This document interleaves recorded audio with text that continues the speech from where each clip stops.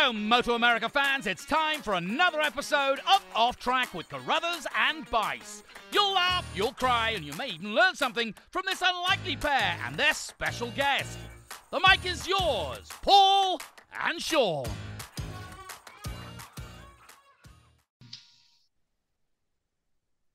Hello, MotoAmerica fans, and welcome to this latest edition of Off Track with Carruthers and Bice. I am Bice here in Central Ohio, and I'm joined by our communications manager in Southern California, Paul Carruthers. And it is 1 week before the Daytona round and the Daytona 200 and the other support classes that are going to be there. And Paul, I mean, it's so weird, right? You know, you just it's here already. I can't even believe it, actually. Yeah, it's kind of funny because it's a long ways off, and then all of a sudden it's here. It's like there's no in between, you know. Yeah, and I mean we prepped for it. It kind of sneaks up on you, but I'm really looking forward to getting on the plane and getting down there. The weather looks like it's going to be nice, and get some sunshine and some warmth. That seems weird saying that because I'm in Southern California, but we've had a bit of a rough winter. It's actually sunny today, but it's for our weather, it's been chilly and a lot of rain. So it's good because we need it, but I'm sick of it. So it'll be nice to get down there and have some good weather. Yeah. And I mean, fingers crossed that, you know, we had some touchy weather. I mean, we got everything in without any problem, but it added a little bit of an element last year. Hopefully we're due for some sunshine all the way through, which is normally the way it is at Daytona. And you've gone to so many of them, you know that for sure, Paul. Yeah, I've gone to a lot of them. That's for damn sure. I was actually when we announced we were doing the thing for John Ashmead, the lap of honor that Michael Barnes is going to do. That was 1989, and that was the only Daytona 200 I missed.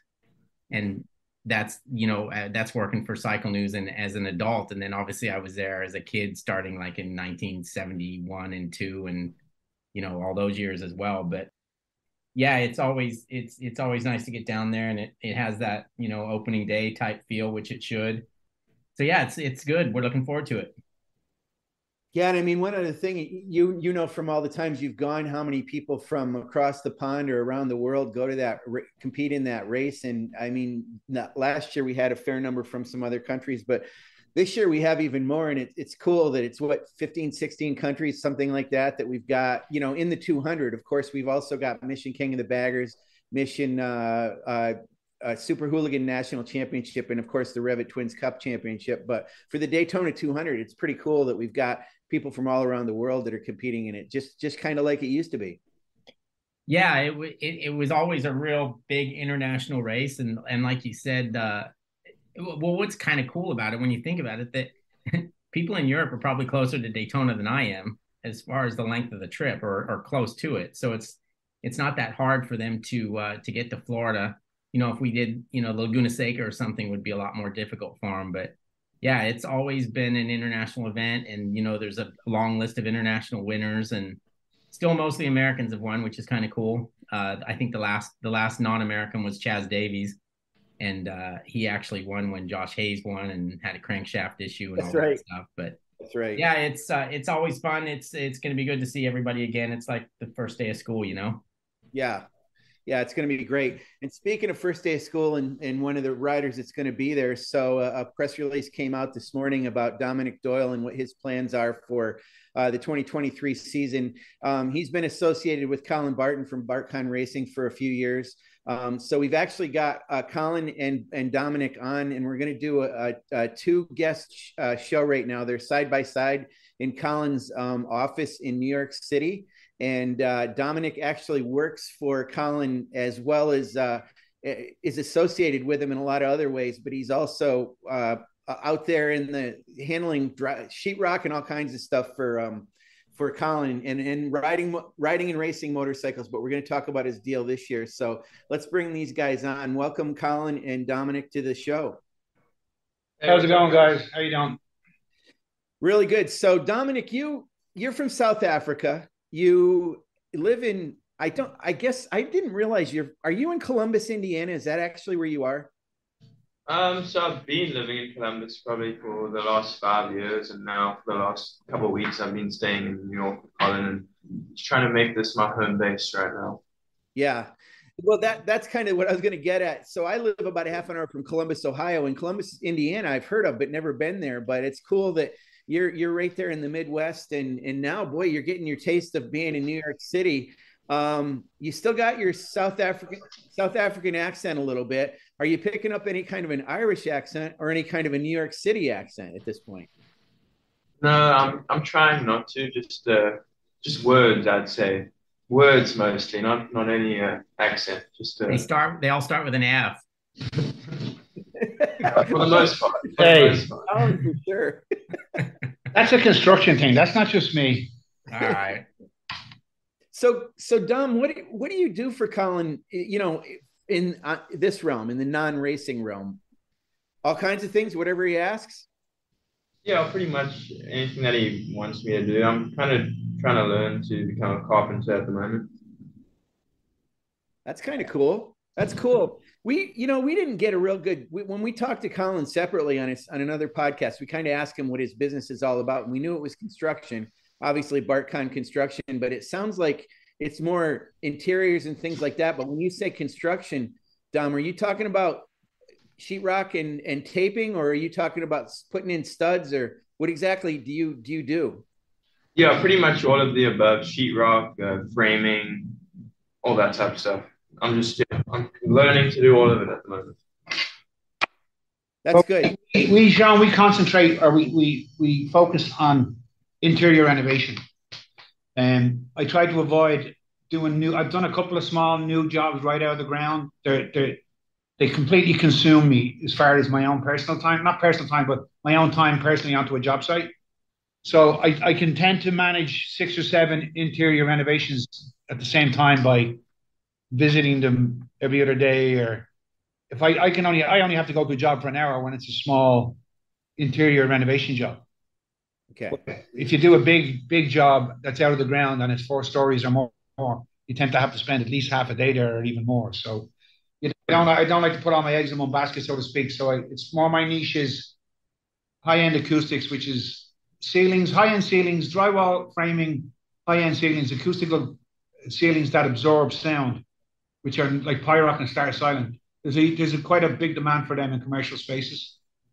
So is it to stop the sound coming in or the sound going out? No, it's actually it stops the sound from traveling around and bouncing around inside the space. Oh, okay. And deadens the noise of it.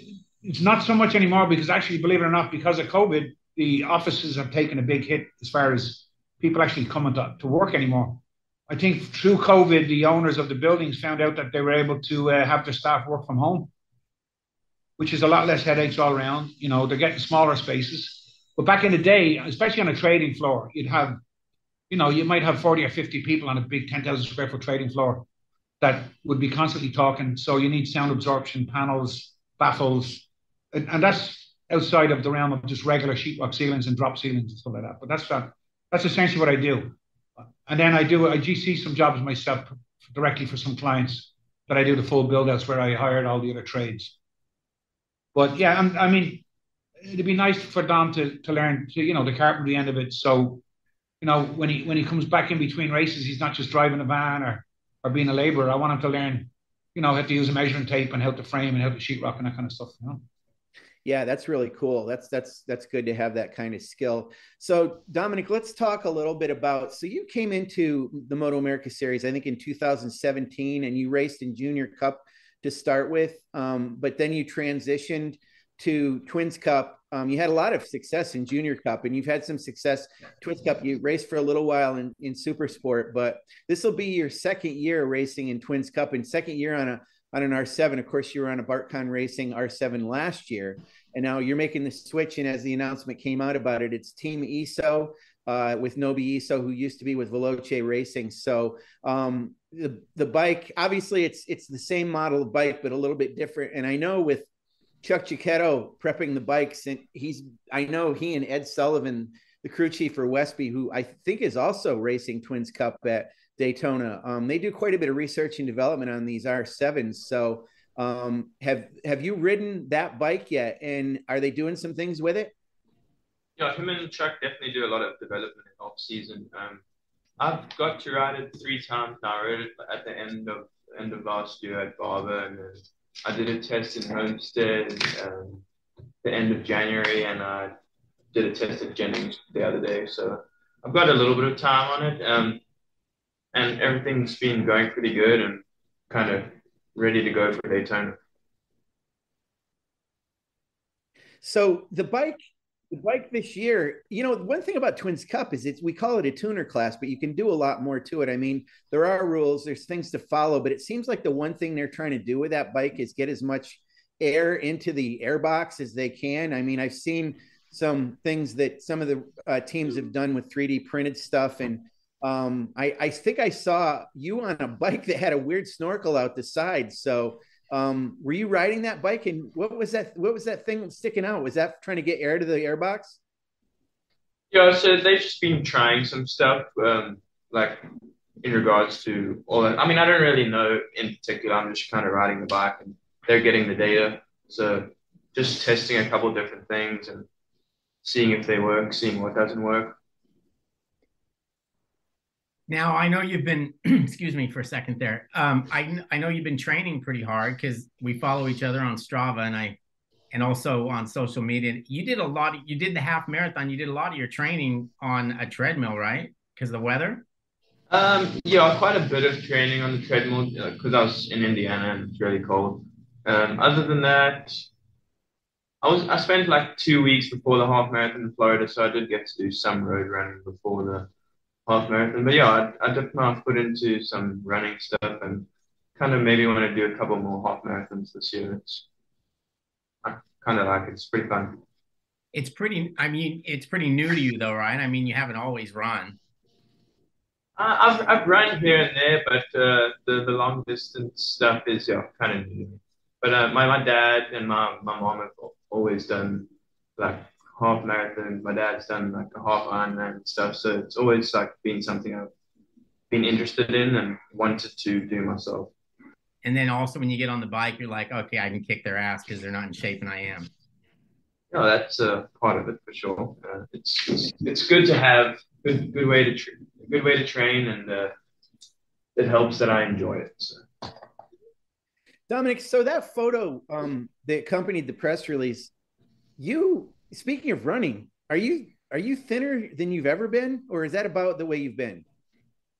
It's probably about the same weight I've been, but I mean, I'm probably a little bit leaner, but maybe a little bit more muscle. So I mean, muscle weighs more than fat, but right.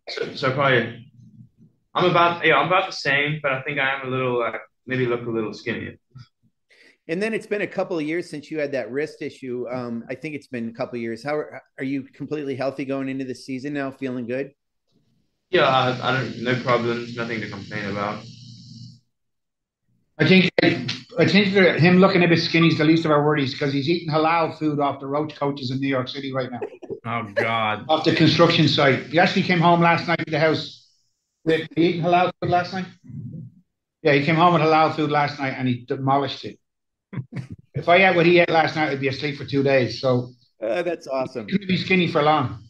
High metabolism or something. So Colin, I want to talk about what your program has been over the past few years. Of course, you've had some different riders. Dominic was part of it. Last year, you had a rider that joined for a couple of rounds towards the end of the season. And then we weren't sure what the plan was this year. I thought maybe Dominic would race with you. He's going to be with Team Iso. But then I thought I saw something on Facebook. There's a kid from up in New Hampshire. I don't know him, but Eli Block. Can you talk about that a little bit and how that kind of came about? Yeah, sure. So let's go back to the start. So I got together with Mike at the end of last season. Mike's Skoranek from Triple Strong Racing, and I had pretty much said, listen, I need to take. I'm not getting away from the track. I just need to take the time out from being owning a team and being directly involved with putting together the program. So I was figuring out what we were going to do, and if I could get someone maybe to work with Mike, and then what we were going to do. So in the last quarter of 2022, I was figuring out what was best for Dom the following year, because that was the most important thing, was to get Dom onto something good with us, or onto something even better or as good with somebody else. So there's only, I'll be honest with you, there's not too many people at the track that I would like to just say, here, Dom, pick Dom, that's the right place to go. And what I did was, I actually was reaching out to Chuck Giacchetto, and at the same time, Chuck Giacchetto was reaching out to me. He wanted to know what I was doing because he was interested in Dom, and I wanted to know what kind of programs he had because I was interested in him maybe doing with some Dom. So it absolutely all fell together overnight. And then the whole thing with Veloci, and I don't know the circumstance of it. To be honest with you, I don't really care. It's none of my business. But the whole thing about Nobi and Veloci not doing anything together anymore, I don't know. Is Veloci even doing it next year? I don't think they are.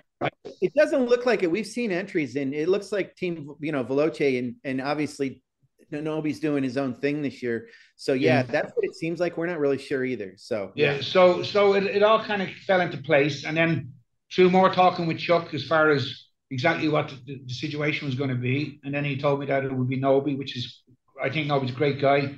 He's got tons of experience with riding and setting up bikes and the whole lot. I think he's more than capable of coaching Dom as much as he is of setting up the bike with other people to work with. Ed's working with him too, right? Yeah. So Giacomo and it's Giacomo, which it's essentially Chuck, Ed, and Nobi. So to me, that was a no-brainer. They're putting Dom on a really, really good bike. Dom's familiar with the bike. He's familiar with the power because it's essentially the same motor. Because at the end of last season, we were kind of struggling because we got off to a bad start at the start of last year, just getting that bike built, because we didn't know what we were going to be doing with the new rules with the 750s. We didn't know what we were going to do with the ZX6 anymore. And then it happened so late that we said, you know what, let's just jump on the R7 package. We got a couple of bikes, we built them. We kind of struggled to get the bike right, but eventually when we did get the bike to go, we got all the power and we got the bike set up right. It showed in Dom, being able to get, he got a podium on it, and he was getting results on it. And that was, unfortunately, it was a bit late in the game, but it got us to a point where Dom is good with the bike, he's comfortable with the bike, and it's the exact same motor pretty much that Chuck is putting them on this year. Slightly different setup. I think the front end is a little bit different, but not that much different. So he's getting onto a bike that he rode for a whole season. So to me, it all sounded like this is good for Dom, and of course, being a little selfish, is good for me to be able to back away too. Because I'm getting very busy in work and taking on some. I'm actually doing work for the military. I do work for the Army, Air Force, and Navy. So I'm after taking on a couple of jobs that I really need to be able to stay here, and I can't be committed to going away. Put it that way. I'm not as flexible as I was over the last 2 or 3 years. Put it that way. Right. So a lot of everything happening all at the same time kind of answered a lot of questions and made it easy for me to make the decision. So that's why Dom is where he is now. And then on the other end, Eric Block came to me and asked me what I was going to do with the junior program. Was I doing anything? Now, Eric had no idea that I was looking to take in a sabbatical, sort of take a year off, so to speak. So I said, you know what, Eric, I'm be honest with you, I'm stepping back, and and I think I've expressed this to you before, Sean. I'm kind of done with the Junior Cup in the sense of it's. Don't get me wrong, I like helping out the kids and all of that, but it's actually quite a lot of work, and it's something that I kind of don't want to do anymore, and I don't think Mike wants to do it anymore either. And especially, and no disrespect to any parents out there, but it's a different animal than super sport or twins, because you are dealing with people handing off their kids to you, so to speak. So right. There's a lot of interaction with parents, which sometimes it's not all that good. And I'm trying to avoid being negative on the parent end of it, and it's not always a negative thing. And sometimes it's great. That being said, Eric asked me, would I sell him a bike? So I sold him one of, I think it was Batty's leftover bike from Levy Batty. And speaking to Eric and then speaking to Eli Block, his son that's going to ride the bike, when I saw this Loudon Classic coming up, I was kind of excited about it, because I've been up in Loudon I was up in Loudon in the early 20s, 2001, or in the early 2000s, should I say, 2003 and 4. I thought he was going to say 1920s. Yeah, right. the old black and white, on a Brook Superior. Yeah, I was there. No. So I turned around and I said, you know what? Let's put something together, because I would like to be involved in Loudon. It's just, I know it's only up the road for me. I know a lot of guys are going to be up there. So I'm supporting Eli Block, and he's going to be riding on a Barcon racing ECB Ninja 400 in the Junior Cup at Pittsburgh in Jersey. And then he's going to be riding in Loudon for the Classic, which I believe is the week before the Ridge. I'm not sure the date. I think it's June.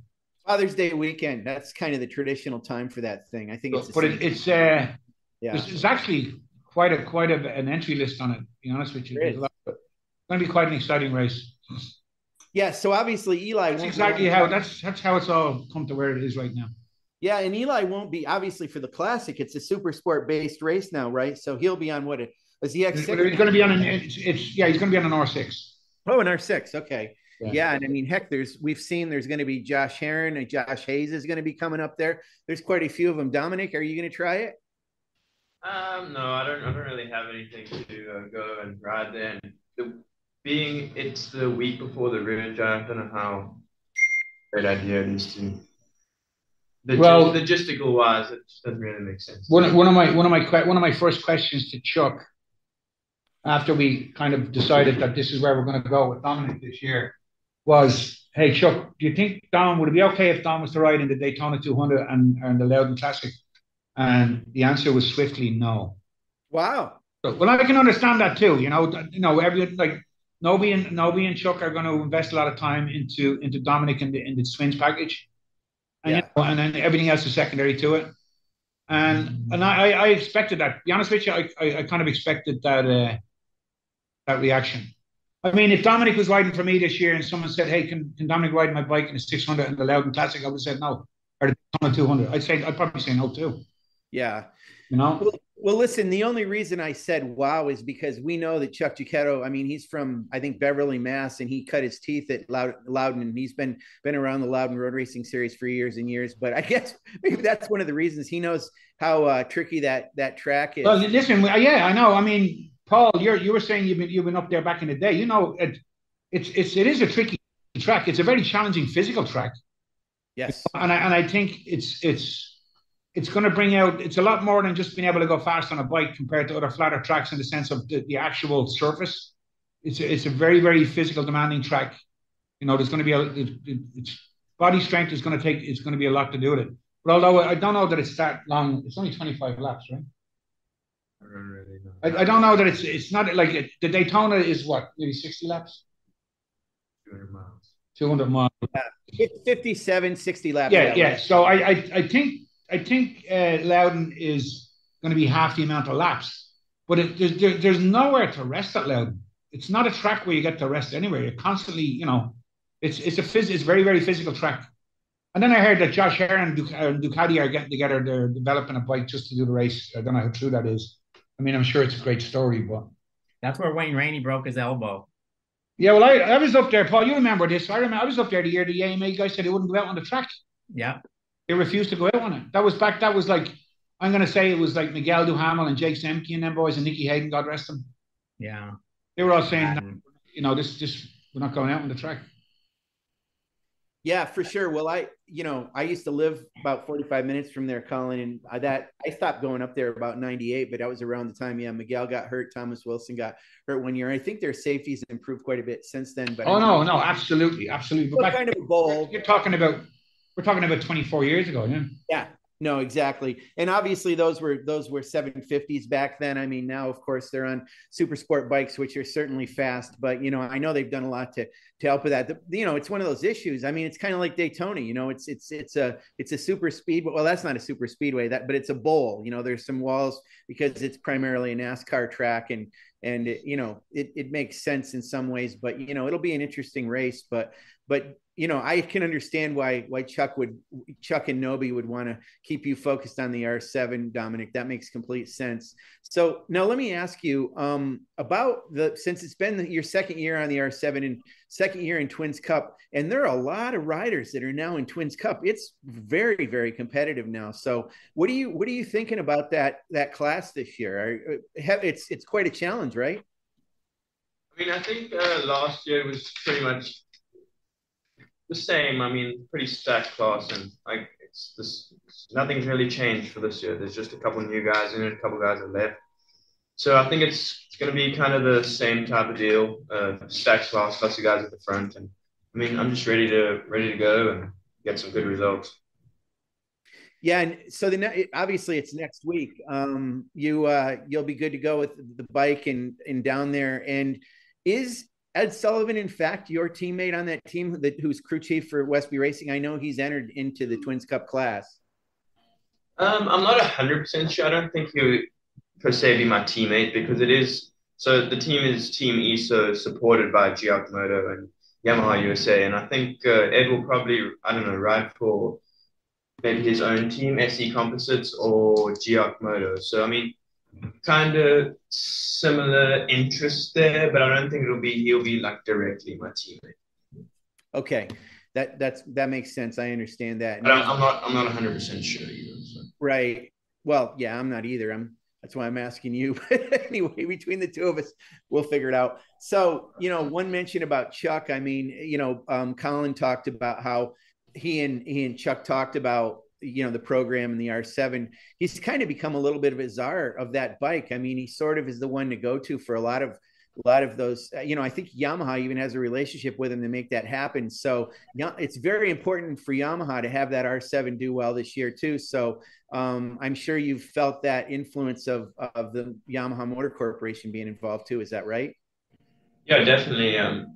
Chuck does, I guess, he's been doing a lot of development over the past, 2.5 years or so with the R7. So I'm pretty confident in whatever he's putting underneath me. And yeah, Yamaha has come on board to support the team, and it's great. I haven't had any like factory support before, and I think it'll be a good year. So what do you think about Daytona International Speedway in general? I mean, we've done some stories about the physics of being out there on that the 31-degree banking, and we obviously saw what happened last year with Anthony Mazziato, coming up off the wall a little bit in that one Twins Cup race. So, what do you think of racing there and how it feels when you're out there, or even walking into that infield and seeing what that place is like? I mean, it's got to be pretty awe-inspiring, isn't it? It definitely is an awesome too, and just like the history behind it. As for the racing part, it's a fun track. It's kind of I'd say it levels the playing field quite a lot with the draft and stuff. So it's always to be expected a big group at the front, and it's kind of anybody's race. Whoever plays it the smartest and plans the draft right for the end of the race. I don't want you to give away your strategy, but tell us, where do you want to be on that last lap coming out of the bus stop chicane? Probably like third or fourth, but I mean, you don't really know until we're there. It's hard to position yourself, but I mean, I'm gonna probably position myself as best I can to get a good draft from the chicane down to the finish line, and just got to pull out at the right time so no one can really redraft you. But I'm sure I can get some tips from Brandon. He's seemed to get that pretty down. Okay, well, I'm looking at the results from last year at Daytona, and Dominic, you obviously didn't get off to a good start. One of the races you DNF'd. I'm not sure the position on the other one. Would you get 10 points or something? So it wasn't the start you would hope to get, and it also kind of set the tone at least a little bit for the early season until you like Colin said before, you guys got things turned around, then you had a good end result. Daytona is not everything, but it would be better. I mean, to get a good start and be feeling good about yourself and get some confidence, it's kind of important that you have two good races there. Yeah, so like Colin mentioned, we kind of on the back foot going into the season last year, and didn't have everything completely ready with the bike. So I think this year we're at like a pretty strong point with the bike and like ready to go and get a good result in both of those races at Daytona. So I want to ask Colin a question, and actually both you guys. So you'll be at Daytona next week, Dominic. The week after that, on that the following Friday is March 17th. So Colin, You know what March 17th is, especially for you, especially in New York. Does your entire company just completely shut down on that day and you guys go crazy and drink beer, drink green beer, or what happens? No, that's them Muppets up in Chicago. There's no Green Rivers down here in New York or green beer. It's black beer. It's called Guinness. No, actually, Paddy's weekend is the weekend after. 7th of March is the Friday before the following weekend. That's right. So, and being that it's a Friday, I mean, do you do anything for at BartCon Racing or with your Irish heritage? I mean, is it a crazy big deal for you to celebrate that? And do you get No, not really. You know what? Everyone's Irish on Paddy's Day in New York. Yeah. Well, kind of amateur night. A bunch of cab drivers from Pakistan, Afghanistan, and India are Irish on that day. It's just shit show. It's a lot of fun, though. Don't get me wrong. Actually, I don't know. You guys are probably not aware of this, but we have a competition called the Six Nations. And what it is it's Ireland, England, Scotland, Wales, France, and Italy. And it's a rugby tournament they have every year. And Ireland will be playing England on the Saturday after it for the Grand Slam, which is to win every match in the tournament. Everyone plays everyone once, so you've got 5 matches. So that's going to be a big day the next day, the Saturday. We're playing England for the Grand Slam. We're playing Scotland the weekend of Daytona.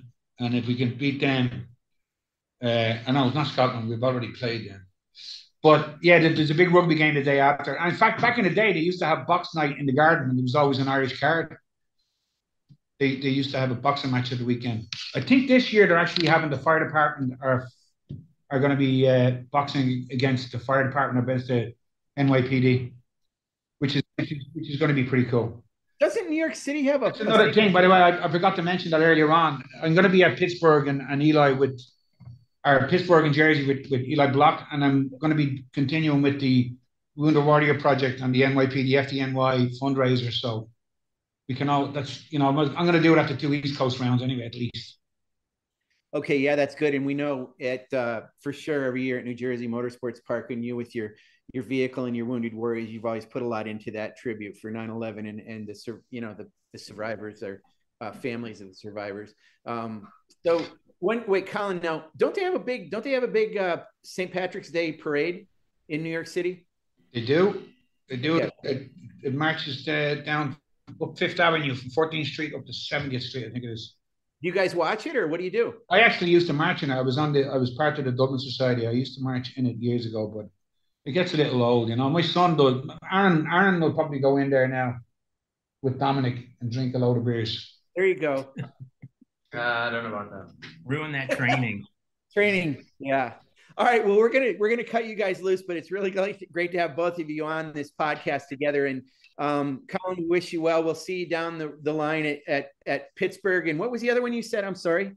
I'm gonna be at as many races as I can, but I'm gonna be there actually racing with Eli at Jersey and Pittsburgh. Now, you coming to Daytona or not? I was hoping to get down to Daytona, but due to a commitment and with a work team, I don't know if I can. I might be there. I'm trying very hard. All right. If I do get down there, I'll probably just fly in on Friday night. Okay. But I am trying to get down. If I don't get down to Daytona, I will most definitely be at Atlanta. Okay. Well, that's good. Good. We'll see. If not Daytona, at Atlanta, and for sure, Dominic, we'll see you next week. Come by and see how your setup looks, and wish you luck for this year. I mean, it's going to be quite a season, and that Twins Cup is really, for me, very near and dear to my heart. So I like to see what you guys can do in that class. So anyway, I think we'll wrap it up here. And I just want to say, so next week, obviously, is the Daytona 200 and also the Mission King of the Baggers Championship and Mission Super Hooligan National Championship, and Dominic Doyle and the REV'IT Twins Cup Championship. They'll all be in action. And you can tune into Live Plus, MotoAmerica Live Plus, to follow that, our streaming subscription service. It's the only way that you can see the Daytona 200 this year is through Live Plus. And it's great coverage because you'll get to see everything from most of the practice sessions, the qualifying for sure, the 200, and, all the races and qualifying in all the other classes. So hope to see everybody there. And thanks again, Colin and Dom and Paul. Thanks a lot for having us, guys. Hope to see you. Always a pleasure. I'll definitely see Dom. Yeah. Thanks, guys. Hopefully I'll see you guys next weekend. If not, definitely. Take care. All right. Cheers, guys. Thanks a lot.